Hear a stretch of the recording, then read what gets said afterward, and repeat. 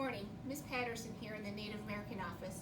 I wanted to take a minute to explain Every Child Matters Day and the relevance of the orange shirt.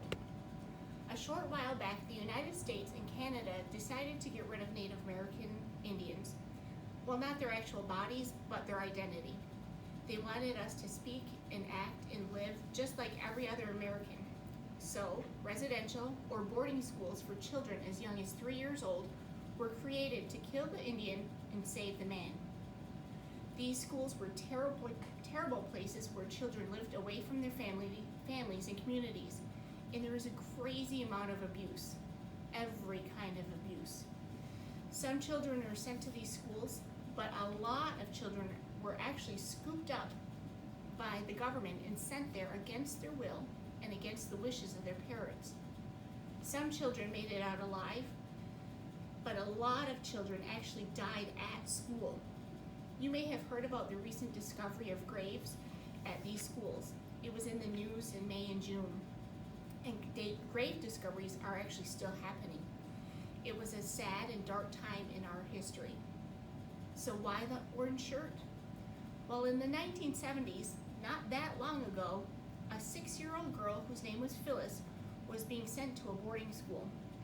Her grandma went into town to buy her brand new orange shirt to wear to the school.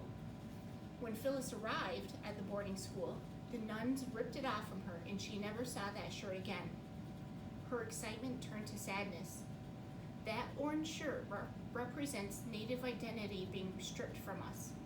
So for the past 8 years, Native people throughout the United States and Canada have been uniting by wearing orange shirts to honor the memory of all those children who did not survive boarding schools and to support those who are still scarred by those schools.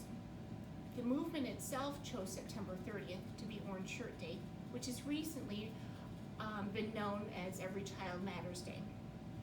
Here at Akron, we have two coincidences. First, that it is an orange shirt, and it just so happens that Phyllis's shirt was orange and our school colors are orange and black. Secondly, that it falls during homecoming week. It falls on September 30th every year. It's not a date Akron chose. So on September 30th, we invite all of our Akron community to stand beside us and wear orange shirts.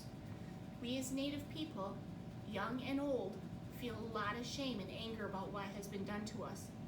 We are still learning and we are healing slowly. But if you have any questions, feel free to pop down and see me in the Native American office. Yawa and best wishes.